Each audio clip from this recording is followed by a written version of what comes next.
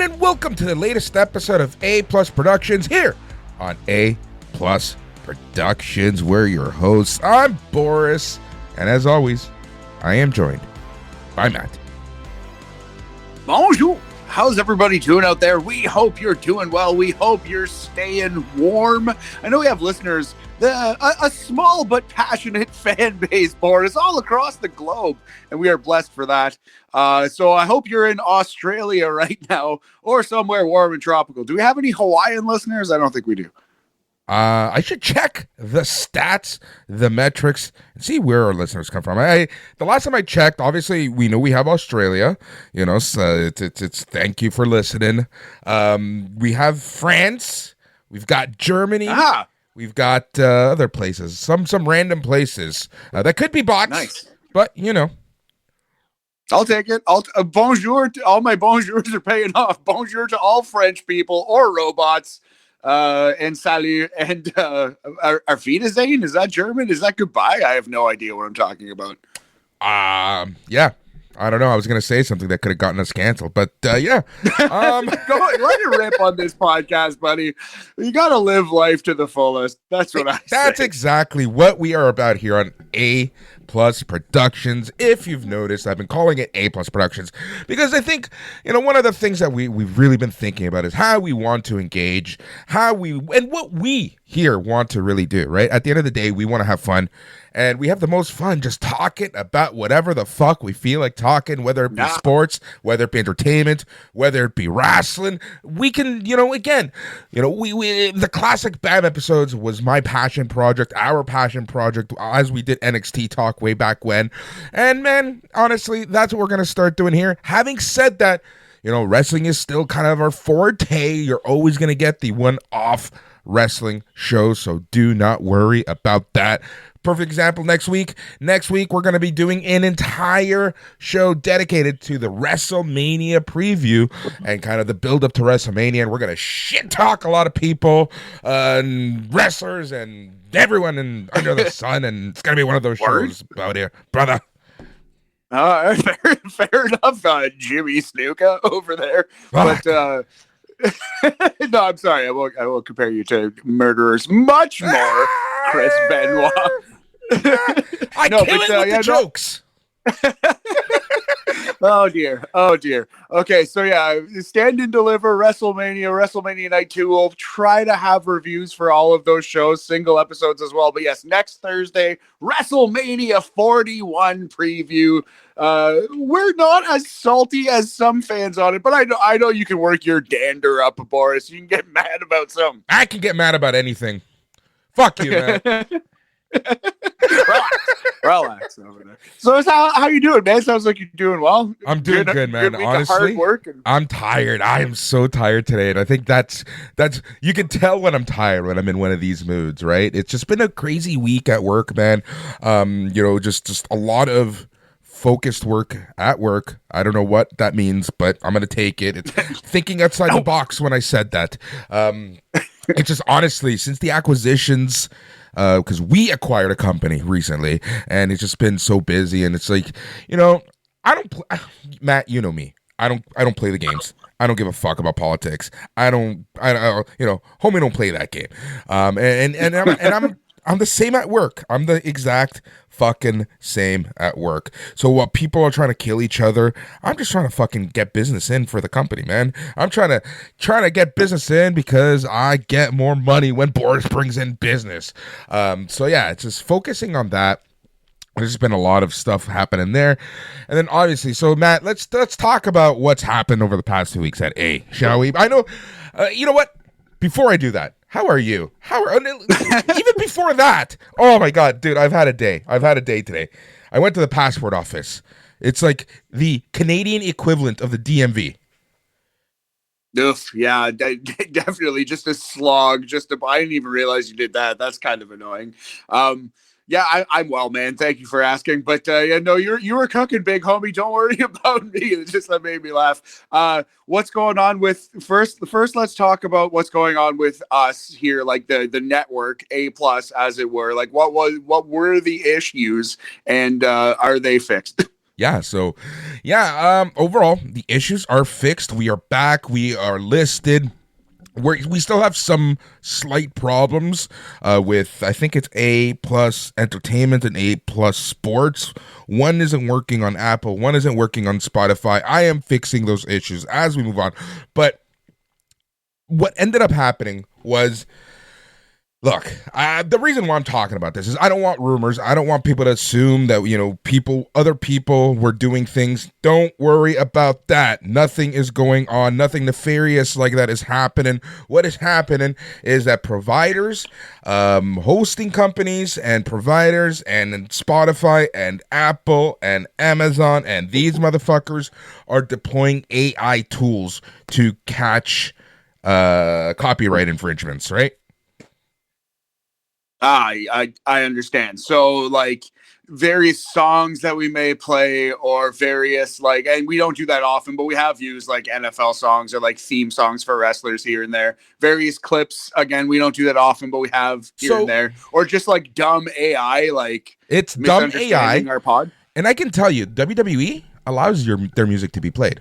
It does get called out, but you can still monetize, so they allow it, right? In a sense, clips haven't been an issue. You know what's been an issue?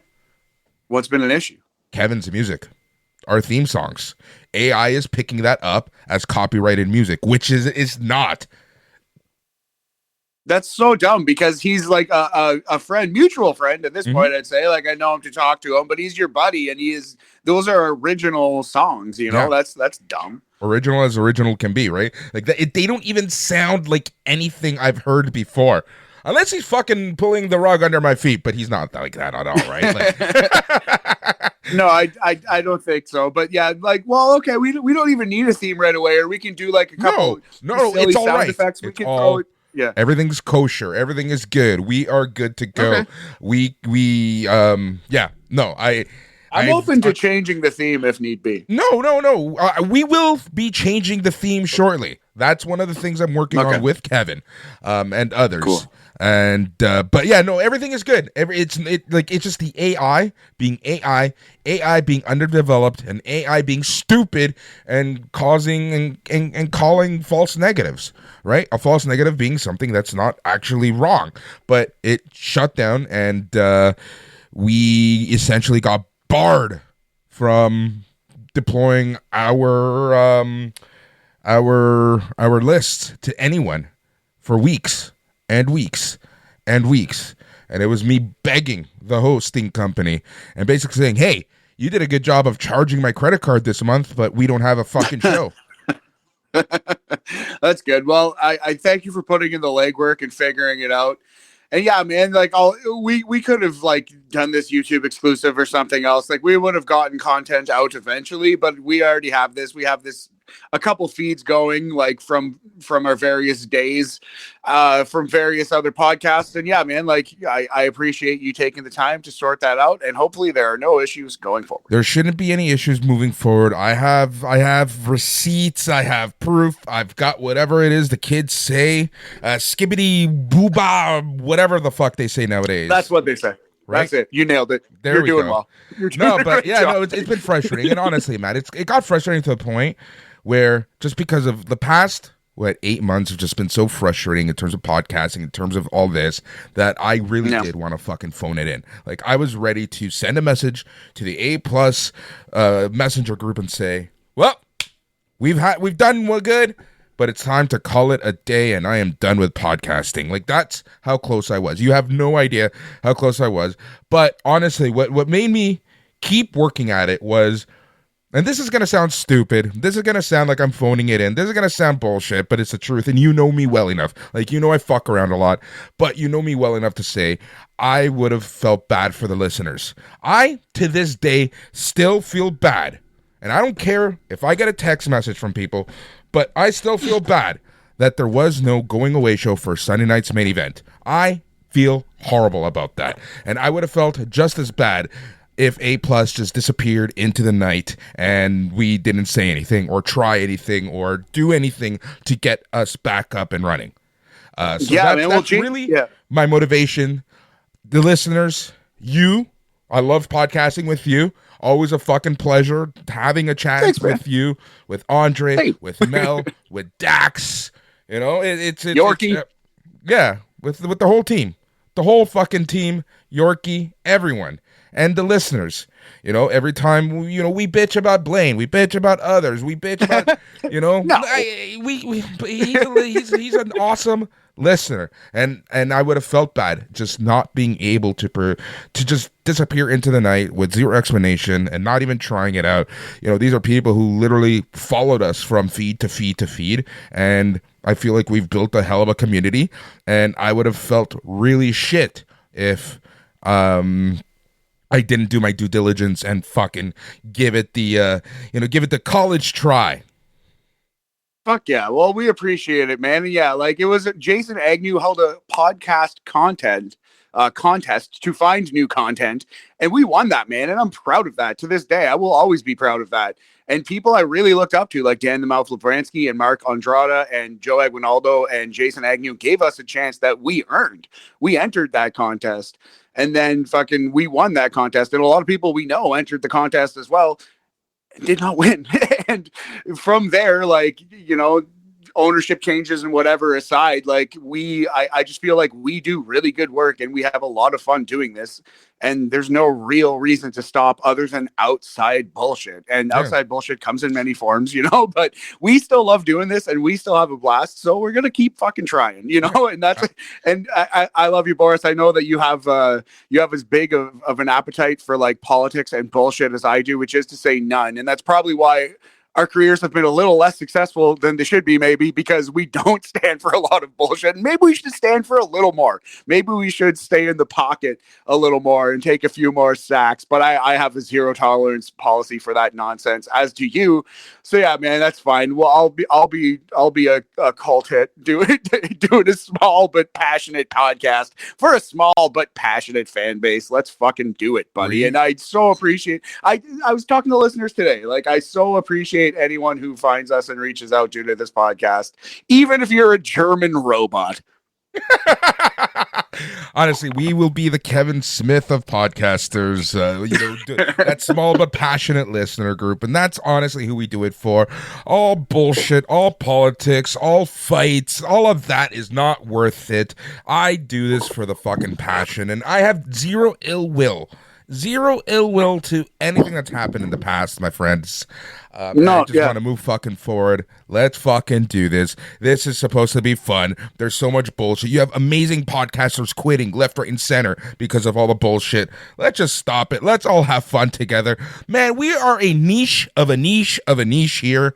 Let's have fun. Let's be good to each other. Let's talk some fandoms.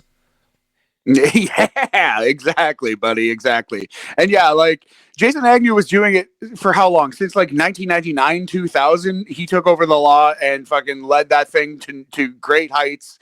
And then he started Sunday night's main event, and he gave it a passionate effort. But as the media landscape was changing, and as Jason was falling out of love with wrestling, that kind of fell apart a little bit. Sunday night's main event did, but it did deserve a better send off than it got, inarguably. And we're lucky to have some of that fan base here listening to us now. So thank you very much for your continued patronage, and soon we will offer you the chance to pay us actual human money on Patreon. We are doing the opposite OnlyFans. You have to pay us so we don't open an OnlyFans. Oh, because believe you me, that's what it gets from good and or bad to straight up ugly. Believe you and me, I have zero shame to get in front of a camera. Oh dear.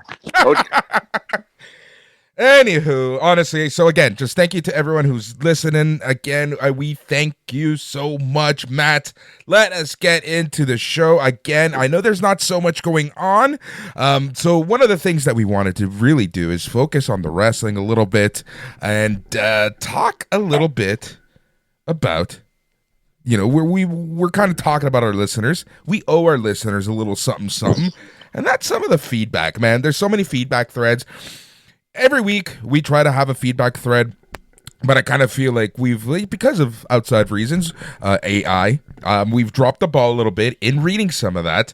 And we kind of want to take a step back and read some of the awesome threads that have been happening, kind of just react to some of this stuff.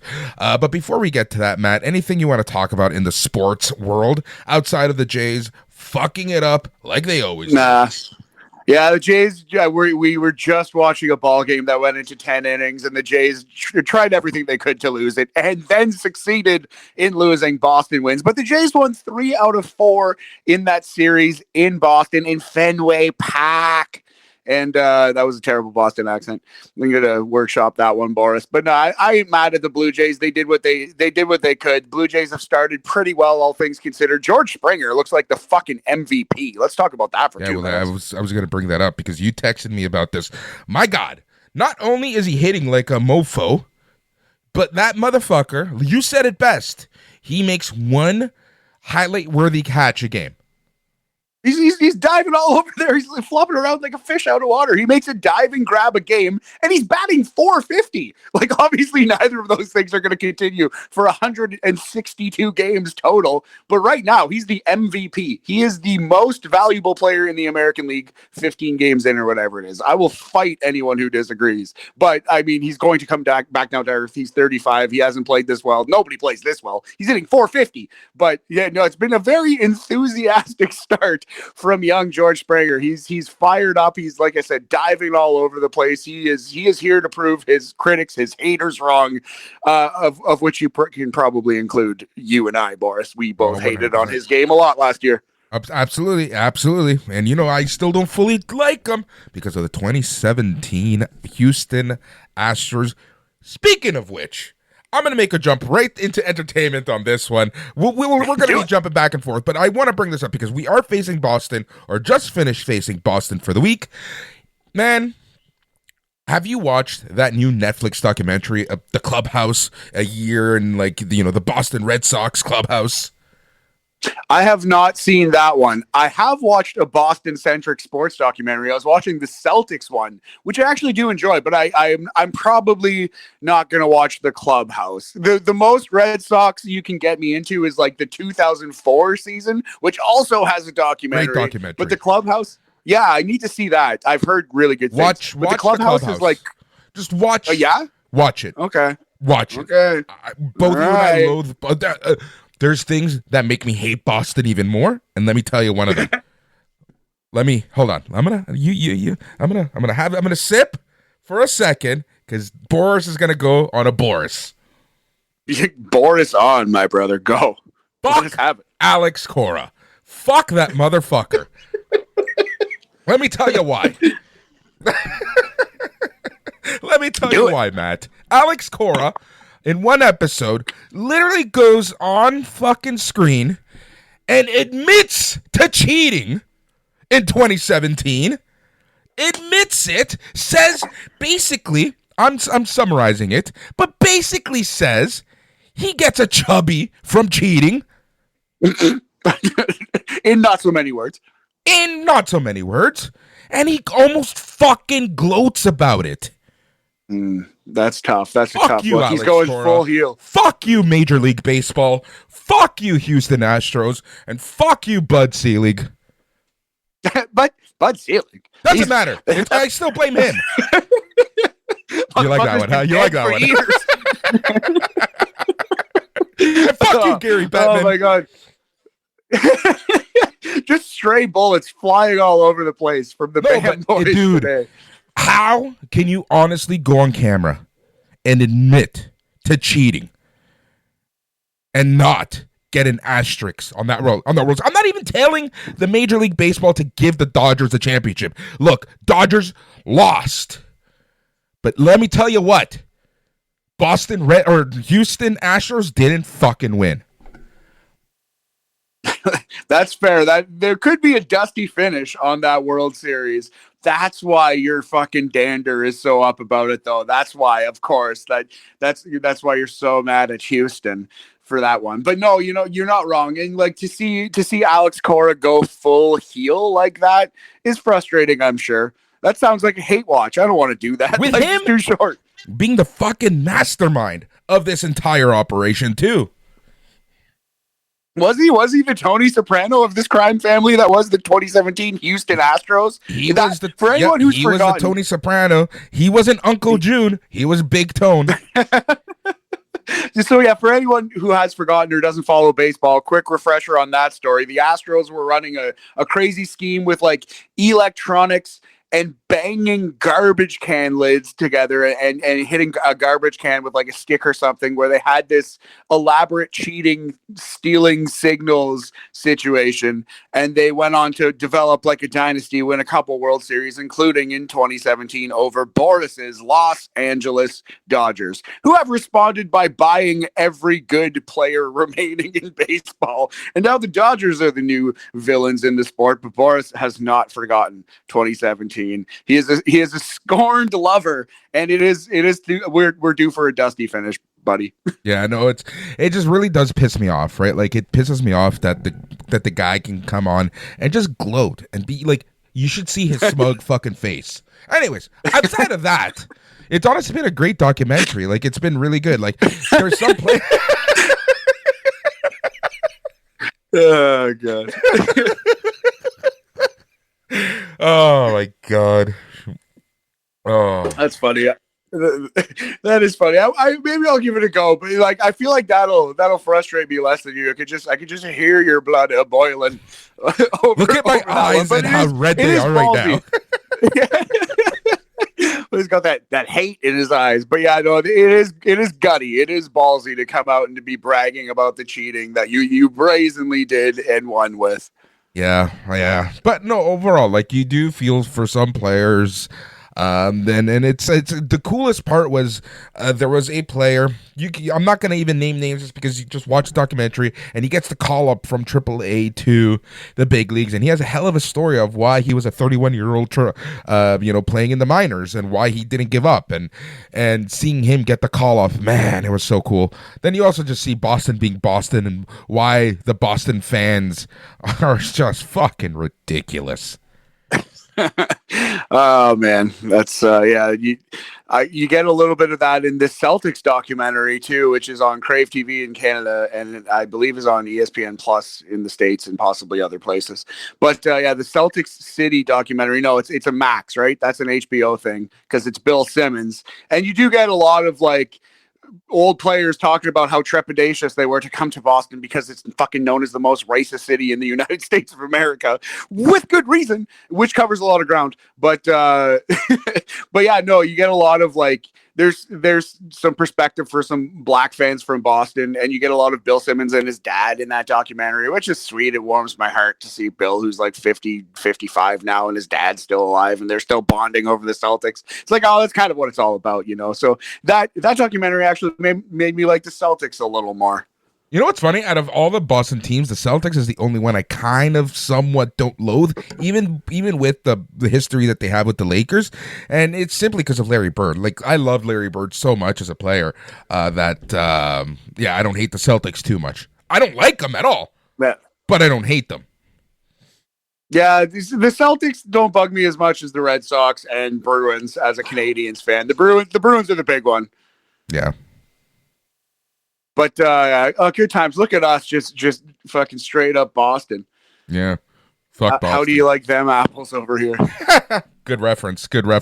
Man, that's a good movie. I'm gonna watch that movie again. Oh, it's been a while since I've seen, is Good Will Hunting. We talked about this before on this podcast. I'm getting a little deja vu, but I don't endorse Louis C.K. at this point in his career or what he did, but one of his newer bits that actually isn't like shitty and useless is he's got a bit that he released recently about that movie and about Matt Damon writing himself to be the smartest, coolest, hardest working Boston man of all time. And it's a really realistically, Matt.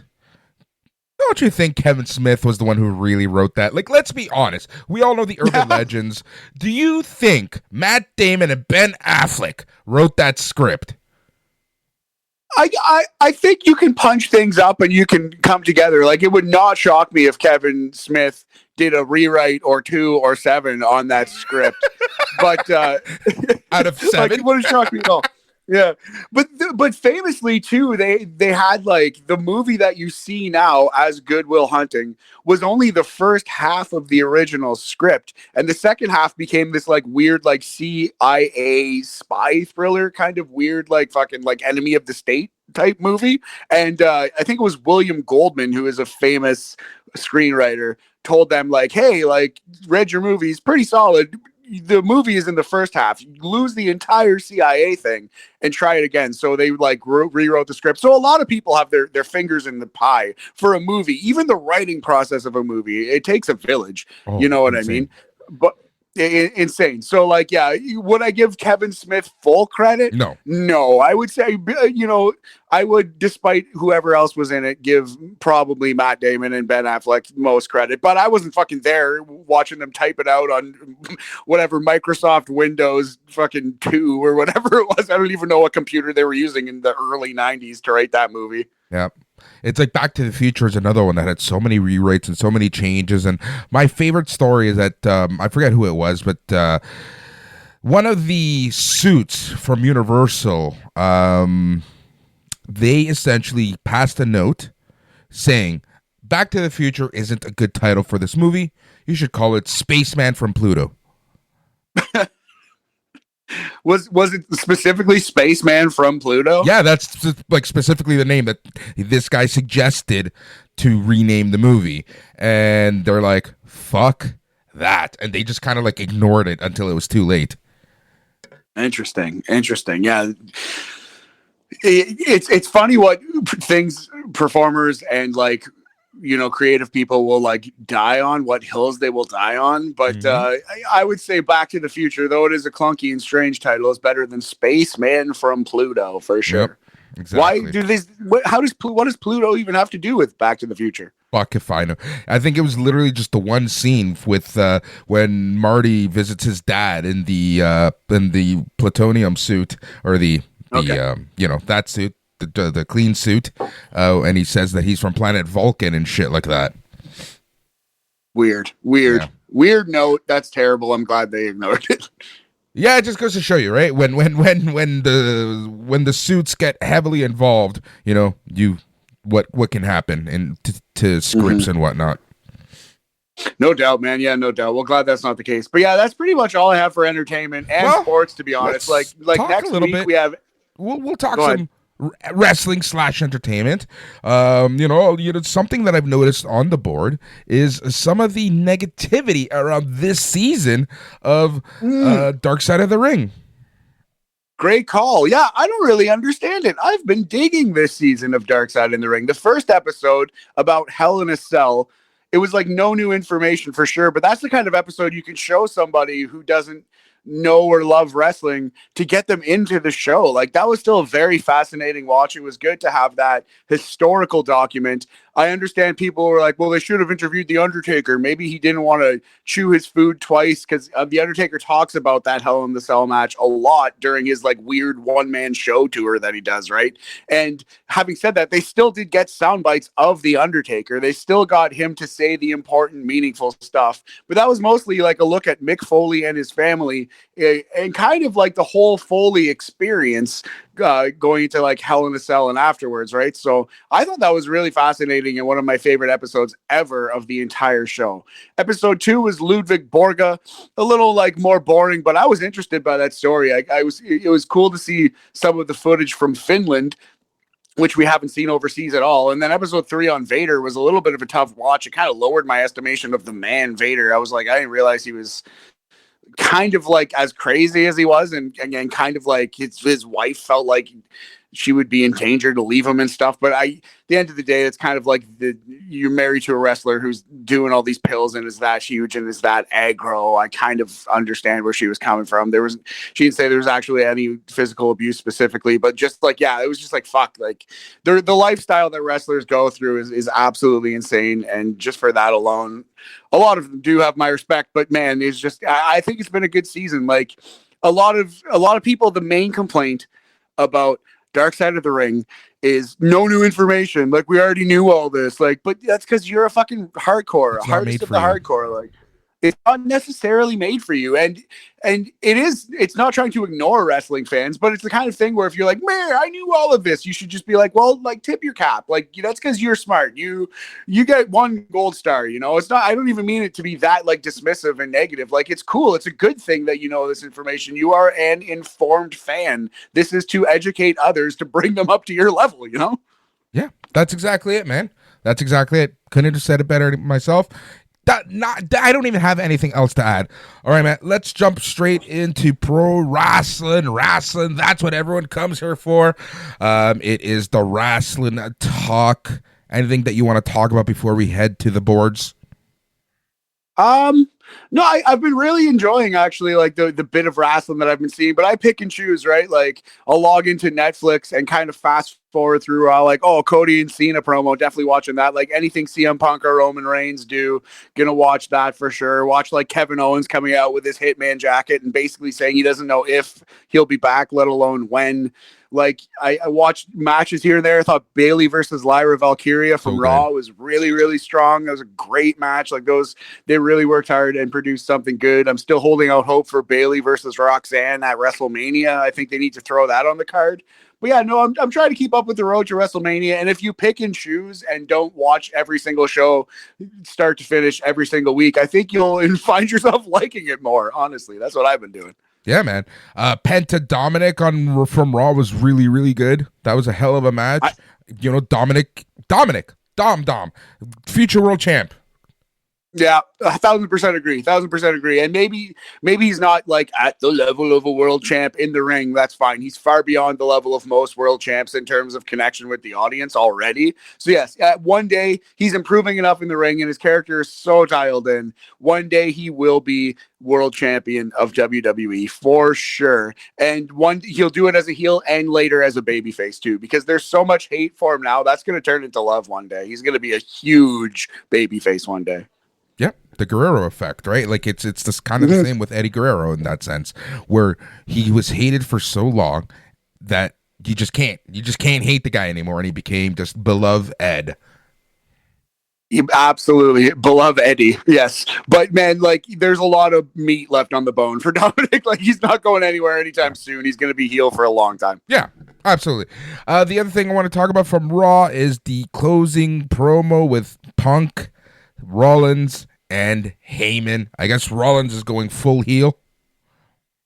Someone had to. I like Roman is kind of like cool, badass in between. Like you can boo him, but he's like cool. He's doing his own thing. He's kind of floating above it. And like Punk being like babyface man of the people, you need that heel dynamic. I like that they're doing that, going strong heel with Rollins. Yep. Same here.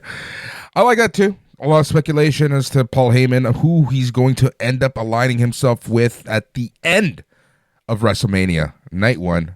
We're going to talk more about that next week, but any pre-thoughts on that one? I've heard people say like he should end up with Seth, and that's like that's definitely the biggest twist possible, but I really hope that doesn't happen. This just makes the least amount of sense in terms of like his character, Paul Heyman's character. Like Matt, I wouldn't buy that he would do that. Matt, this is what boggles me about wrestling fans sometimes, right? This isn't an A+ thing. This is like, I've seen this in so many places. People complaining about this match. None of it makes sense. But then these are the same people who say, you know what would be cool? If Seth Rollins ends up with Paul Heyman. Yeah, exactly. Like, I know exactly what you mean. Like, that kind of wouldn't make any fucking sense. Although it's wrestling, you can do anything if you actually take the effort and the time to explain it and set the story up. You can do whatever you want, and maybe they can do a thing where in the next week or so, in the build to this, maybe it's the fact that Punk and Roman used Paul Heyman as a chip, and they didn't really care about him at all, and they put him through this emotional torture. He was crying all the time. Paul Heyman can make it work, I'm sure, but it would be a little bit Russo-esque, wouldn't it? It would be a little bit of a twist for the sake of a twist. Would be too much of a WrestleMania X7 ending. Yeah, where Vince McMahon finally flips Stone Cold to the dark side, and Stone Cold turns heel, even though they hated each other and their goals were always separate completely, and nobody on earth wanted to see it. So it's flirting with that territory for sure. Yeah. AEW Dynamite, I have to admit one thing, Matt. It was a good episode. However, they didn't do a good job of following up. With who specifically? Just in general. Like, okay, so the Swerve stuff, okay, not so much follow-up, but they're at least continuing the story. Something that's always bothered me about AEW is they use the pay-per-view, and this is how it used to be. I get it, but it's just not. It's a different time. It's different storytelling mechanisms that you can use. Is AEW used to just stop at the pay-per-view and just kind of do soft resets. What I'm really enjoying about last night was the fact that, okay, the Buck stuff still doesn't make sense, but they're going with it. What's his face? Swerve still hates the Death Riders. Now you have Kenny Omega in with the Bucks. There's a lot of stuff going on. Lots of dynamics going on, which I did like, but there wasn't a lot of direct follow-up per se. Yeah, I understand. There could be more, but I know what you mean. Like, I think that they're finally starting to kind of move in that direction. I didn't mind the Bucks. This was the first time in a long time that I listened to a full Young Bucks and Kenny Omega promo, because although Kenny Omega is one of the best wrestlers of all time, incredible in the ring, I don't think he's a great speaker. He's well spoken, but he's not an entertaining speaker at all. I find him to be like kind of like boring and tentative as a speaker, and the Young Bucks are just there. Boring. But like, I actually listened to, they're not good promo guys. But I actually listened to those promos and kind of liked them. They think they're funnier than they really are, and that's what's always bothered me about their promos. For sure. I totally agree with that. And like, I don't feel like they know the Young Bucks exactly when to be nerdy and when to be serious and when to be tough and when to be vulnerable. They kind of just spray it all over the place all the time, and sometimes it doesn't really land. But having said that, I did like these Kenny Omega and Young Bucks promos that we got relative to it. It's kind of silly that the Young Bucks did that thing and saved Jon Moxley's title without yet being accepted by him. Like, I don't know if that makes any sense that the characters would do that. They would do that to suck up to this guy and say, we want to work with you, rather than like revealing that they already work together. That's a little weird to me. Yeah. But we're go ahead. Here's the thing. I didn't stop watching the show. Typically, especially after a pay-per-view, I stop watching and I fast forward the second half of the show. I watched through the entire episode. It was not a bad episode. We are on the road to Double or Nothing, and the Owen Hart tournament is going to really be the focus of that. So let's see where we go with that. And yeah, it wasn't bad. There were look, we're nitpicking at this point. Indeed. And I wonder if the wild card is going to beat Hangman Page and actually make the finals of the tournament in the men's side of the Owen Hart. It looks like Will Ospreay versus Kyle Fletcher could be it, I suppose. But we've already seen that so many times that it'd be kind of tough to do that one again. Ospreay versus Fletcher as the Owen Hart final.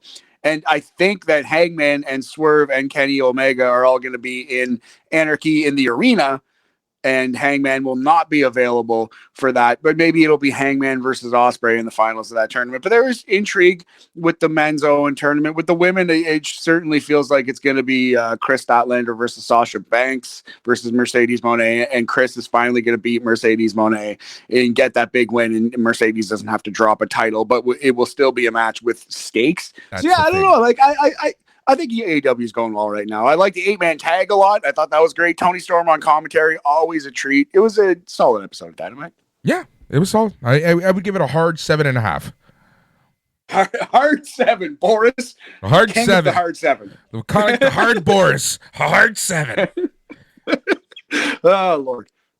A Plus Productions is the place that you can go on Facebook to join the conversation, facebook.com, and search for the group A Plus Productions. And that's where all of the chatter and all of the group bonding, all of the kumbaya happens for A Plus Productions. Matt, let's scroll a little bit and get some highlights, some lowlights, some ha-has, and some lulls. And let's talk about and let's read some feedback. And these are the type of conversations that happen every episode of Raw, SmackDown, Dynamite. We typically have and pay-per-views, PLEs. We have threads up, and it's always a good time. You're talking with like-minded people. So let's go to this. Here's an interesting thread, and I want to get your thoughts on this. This is from Jake Eleanor. Jake, again, thank you so much for listening, and thanks for all the personal notes that you have sent over. And really wishing us well when we got back. All right, Jake said, remember when Claudio Cesaro was in WWE and people said he's not being used properly and should have been a world champ? Now he has more creative freedom than ever before and somehow has gotten more boring. This has been the most uninspiring I've ever seen him in. Makes you think maybe Vince was right about him. Yeah, oof, that's tough, but not unfair. Like, there was a window there and it was maybe missed. And sadly, Claudio Castagnoli is 44 years old now, and he looks great and he's still going at a very high level in the ring. But eventually you want to retire, your body breaks down, you stop being able to do the things you were able to do physically when you were in your early 20s. And he's never been The Rock or, like Ric Flair, like a bombastic personality, a particularly great promo, although I think his skills are a little underrated there. The biggest problem with Claudio over the last few years, Boris, is the Andy Richter issue. As I said on Facebook, it's like when you are positioned as a sidekick for the entire time of your career, that's how people see you, as a sidekick. And then when you get the sitcom Andy Richter Controls the Universe, nobody wants to fucking watch it because they're like, why are we watching the lackey? Why are we watching the sidekick? And it's a tough beat for Andy Richter, and it's a tough beat for Claudio Castagnoli. There's definitely a universe. I believe friend of the show Paul Benson said this on Facebook right around 2014, was it, when he won that Andre the Giant Battle Royal by fucking body slamming the Big Show out of the ring. There was a chance where he could have elevated this guy to the tippy top of the wrestling business. Main events. He could easily be what kind of Drew McIntyre is now in WWE, at least like what Damian Priest is. Theoretically, he could be a main eventer in a big company, but he's always positioned as a lackey, or like the best of Ring of Honor or the best of Shikara or whatever it is. You know what I mean? He never gets a chance on the big stage, and I feel like ship has sailed. Yep. Robin always needs to become Nightwing in order to be taken serious. That's all I'm going to say about that. All right. No, great call. It's just punctuating. Go on. All right. Gary Chan. This is a long one, so I'm going to break it up. With Mania 2 weeks away, I'm finding this year's edition to be pretty lackluster. Blaine Vandergrant has also mentioned some of the issues he's had with it, and now I'll share mine. After the peaks of Mania 40 and 41 built around Cody Roman and last year's huge tag with Cody Seth versus Rock Roman, this year's edition is not generating the same level of excitement for me. Punk Seth Roman. This is the lone standout match for me due to the caliber of the guys involved. Punk is always great and believable on the mic, and I always want to tune in and hear what he has to say. The angle uses a lot of great history between all three guys. The mystery of the favor owed to Punk by Heyman added a nice layer of intrigue. I'm looking forward to this one. Yeah, I can understand that. I've already said my piece about WrestleMania. How are you feeling right now coming into WrestleMania season? How do you feel about those comments? I think I'm looking forward to it a little more. I think, again, I said it on Monday's show with Dax, where I think we got so spoiled that we like, and this year started off fucking hot. Elimination Chamber, my God. And it's like, what are they going to do next? And since then, it has been a little lackluster. But let's not take away from the fact that these matches are being built. You know, my one thing is, again, this isn't your granddaddy's WrestleMania buildup.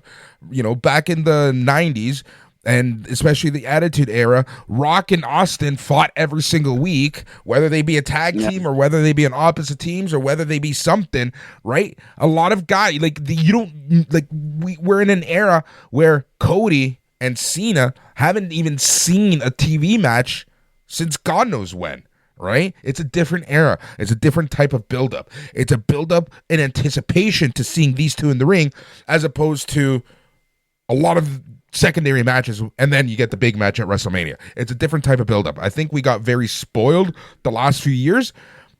Not to say that this year is not good, but it's not as good.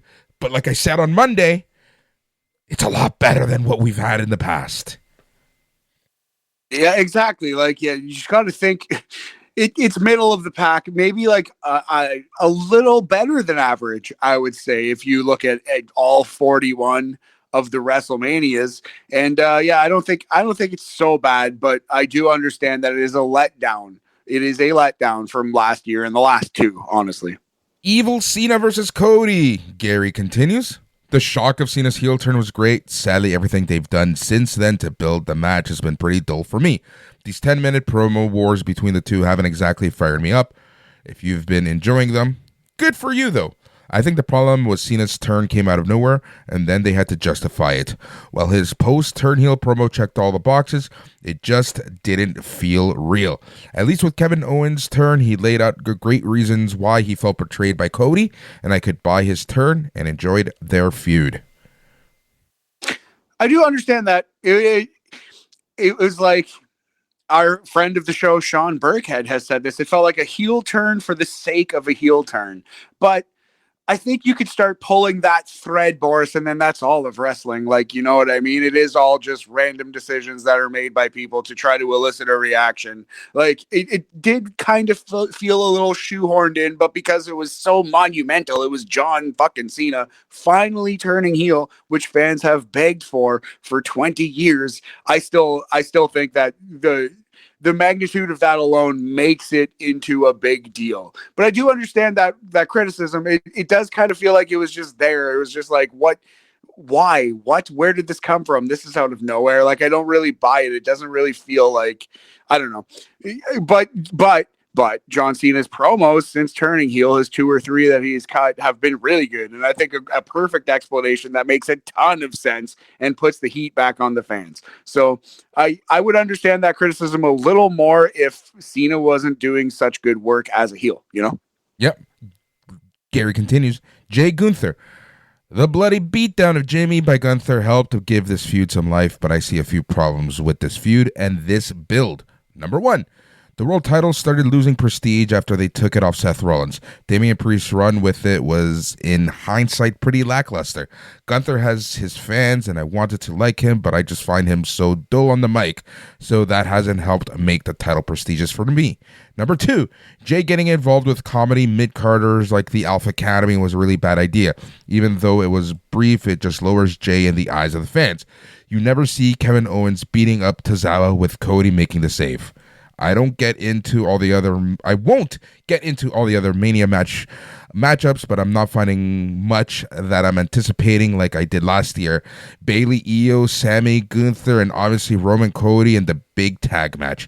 I will say something has really gone off the rails in WWE. They had a lot of people who were really hot a year ago, but this year they've cooled down considerably. Judgment Day. They were hot then. Splitting off Priest and Ripley needed to happen, but what's left of JD feels watered down now, and Priest and Ripley feel like they are treading water. Dominic Mysterio, what happened to all the hardcore booing he used to get? He seems to have cooled down a lot too, and just feels like an average heel. Bayley, she seems lost in the shuffle this year after getting a big title shot and win at last year's Mania. So overall, this year's edition of Mania doesn't feel exciting for me other than Punk Seth Roman. Everything else seems like average stuff you could see on any PLE, especially with the secondary titles. Is anyone else feeling the same, or any folks really fired up and excited? I'd love to hear what everyone's takes are. Well, Gary, you've heard ours. Matt, thoughts? Yeah, no, like I know exactly where he's coming from, and that's well put, and it's hard to refute. I would say like it's mostly just the regular ebb and flow of wrestling. Like you can't always be at your hottest, and they're coming off a very hot period of the last 2 years. It's going to cool down a shade, but like it's just like Dominic Mysterio. Yeah, he's not getting like booed out of the building like he used to. The boos have calmed down some, but he's still like an A tier heel, and is still getting a lot of negative reaction. And it's just, yeah, like he's right. He's totally right. And it is a little worse than the last 2 years. But that doesn't mean it's bad. You know what I mean? It's just kind of the regular ebb and flow of wrestling and life, you know? Wrestling fans we've really turned into, and I'm going to add myself because I know that I contradict myself sometimes. I know that I change. I know that blah, blah, blah, blah, blah. But so bear with me here on this one, Matt. We, as wrestling fans, have very much become a what have you done for me lately fandom. Yeah, I try to avoid that, but that's just human nature to some extent. You're so right. But yeah, that's something that I try to actively like think about and avoid is to be like that super like fickle, as Daniel Bryan used to say, fan. Fickle, fickle, fickle. And like I don't think this is like a terrible unfair thing that Gary Chan said. Like I totally buy it. But I do think it's like you can't be red hot forever, you know. They can't all be fucking grand slam home runs. Like this is more of a single or a double. This is a built double to WrestleMania than it is than a home run. Here's the thing. This is a double. You turn the base, but you second guess yourself and you go back to second because you think you're going to get thrown out. Fair. I like it. That's kind of exactly where we're at for this build of Mania. Blaine, you're only getting one shout out this week, and that's with this one. Regarding Randy Orton's WrestleMania opponent, do they announce it ahead of time or keep it a mystery? If it is a mystery, I would say it needs to be a legit surprise and someone who will draw attention like Cody Rhodes did years ago. People are saying Malachi, Aleister Black, but I honestly don't think he's big enough star for sure. He'll get a return pop, but I think it'll fizzle quickly. Rusev maybe? But when he left, he was jobbing left and right, which is one of the reasons he left in the first place, and Orton has already beaten him several times. Aldis stepping out of retirement could be something, but again, I'm not sure most fans would care as they only know him as a GM and don't know that he used to be a wrestler. I would honestly be surprised if it's not Solo, but we'll see. I'm honestly more curious about the identity of El Grande Americano. Which, can we just take a second to appreciate that glorious coffee pun, Grande Americano? The luchador is just so silly and perfect. That's the kind of wrestling I love so much. But yes, if it's going to be a surprise, it has to be Aleister Black or Rusev. And if you think that's unsatisfying compared to Cody Rhodes, again, I just say you're right. That's totally correct. And that's just the regular ebb and flow of life in wrestling. Like Cody Rhodes was a once in a lifetime lightning in a bottle situation. They can't all be that good. But it's still, I think if Randy Orton comes out and he has a WrestleMania opponent sight unseen, and it is the returning Alexander Rusev, and he comes out on a fucking tank, and or it's Malachi Black and he has a crazy, elaborate, fun, cool, spooky entrance, I will be satisfied by that. That'll be a cool WrestleMania moment. Maybe it'll be Jeff Hardy. Yeah, for all that we know, it could be anyone from TNA, right? Like, it could be anyone. It doesn't matter. Here's the thing. People are, like, that whole thing about Cody, I was thinking about this. Like, okay, but that you're thinking of Cody's star power now. Let's think of his star power 3 years ago, my friend, when he was banished from AEW by its fans because they hated him so much, when people still saw him as Stardust, when we weren't sure how good he would be and what his turn would look, or what his departure from AEW would look like, and his re-signing with WWE, right? Like, put ourselves 3 years ago. Why couldn't it be Rusev or Aleister Black? That's an interesting point too, Boris. And it would be more shocking. Cody's, though it was reported on and it was kind of a well-known secret, just how quick it happened. And the fact that Cody was a founding father of the other company, it was a bigger deal just inherently, even though you're totally right about his position relative to these two guys at the time that he left AEW. He was like opening match kind of guy. He had fallen that much and the crowd was not into him. They were not giving him a chance anymore. He was like down bad a little bit. And we forget it now because he's fucking risen to the upper crust, the absolute face of the company of WWE, as the cliche goes. Yeah, exactly, man. So those are just some threads that I wanted to read. Again, next week we are going to be doing a Stand and Deliver and WrestleMania 41 preview show. Gonna be a blast. Going to be fun. Next weekend, Matt, we're bringing back classic NXT talk because we are going to be doing a Stand and or Deliver review along with WrestleMania nights 1 and 2. Amazing. I'm so down for that. Yeah, we'll definitely be doing individual shows for all the shows. It's the Super Bowl. It's the big one. We gotta show out and fucking stunt on these hoes. There are 2 pieces of feedback that I want to read before we get too far out of here, Boris.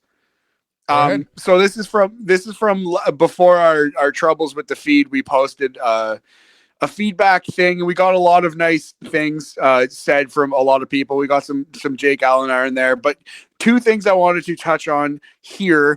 David J. Brightly, our boy from the UK, says, for one, has Boris had a kebab pie yet? Confirm or deny? Denied. Not yet.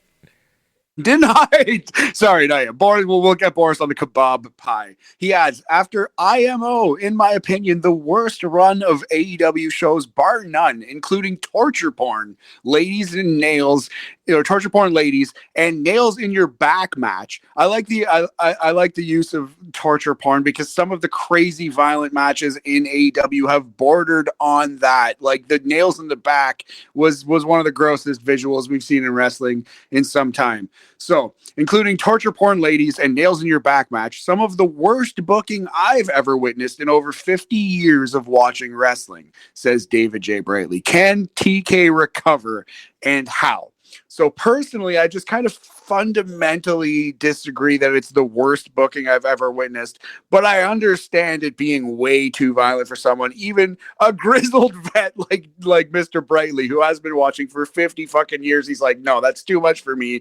I understand and accept that. But I want to ask you his main question. Can TK recover the state of AEW right now, and how? Giving up the reins a little bit, getting help, accepting help. He's got some of the smartest people in professional wrestling, from Danielson to Jeff Jarrett and others. Cassius Ohno is there. Like, there's so many people that can help him, but it seems like he refuses to get that help. That's how he turns it around, is by accepting the help and not trying to run both ROH and AEW all alone. Chris Hero, the type to knock you out with a mafia kick, or whatever his theme song said. No, I think you're totally right. Like, he has some brilliant names and some brilliant minds around him. He can definitely pass the wheel over a little bit more than it seems that he does.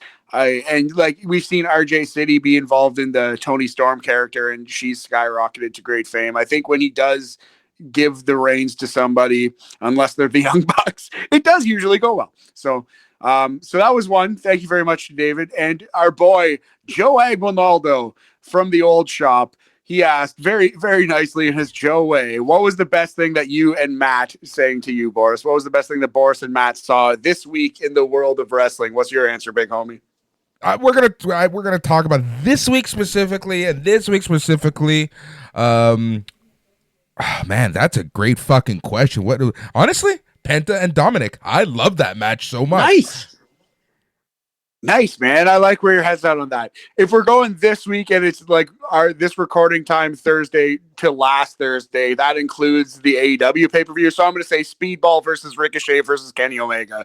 That match was so much fucking fun. It's 30 minutes and it felt like 10 or 15 to me. That was just a great match that I will remember fondly for a very long time. So I'm going to go with that one. But yeah, great question. Thank you for asking, Joe. Yep. Honestly, awesome stuff. Thank you so much to everyone. Again, Facebook.com is the place to go. And all you need to do is search for A Plus Productions and be part of the conversation. It is all about you. Yeah, absolutely. Thank you so much for everything out there, guys. We really appreciate it. We're going to keep making fun content for you. We got lots coming up next week because, as Boris said, it's already coming. Saturday, April 19th, Stand and Deliver, and WrestleMania Night 1. April 20th, WrestleMania Night 2. We have the NHL season and the NBA season ending simultaneously almost next week. So we got to do something about the playoffs in both of those sports. Great times ahead. This is the most fun time in the sports calendar. WrestleMania, the Masters, March Madness just ended. Let's fucking goo. Let's go. Again, thank you so much for listening. A Plus Productions is the best place to go to find all things about our little network and various shows. Again, we're going to be looking at what we're going to be doing with the feeds, but right now we are still 3 feeds: sports, entertainment, and wrestling. You'll be able to download whatever show you want, but that could be changing very soon as we evaluate things here on the A Plus Production side, Facebook.com, and all you need to do is search for A Plus Wrestling. Matt, Always a fucking pleasure having a conversation with you, chatting sports, chatting entertainment, chatting wrestling. Fuck you, Alex Cora. Nice. Yeah, maybe we should shut her down to one feed. I like that. Or keep the other ones for if we ever want to do a Sopranos rewatch or a 12-part documentary on how much you hate Alex Cora. Number 1, go fuck yourself. Number 2, you're a piece of shit. Number 3, I don't know. I like the episode titles so far. Exactly. Love it. All right, Matt, as always, it's been a pleasure chatting with you again. And again, thank you so much for listening here on A Plus Productions. Have a great night. Have a great weekend. Have a great day. But most importantly, stay tranquilo.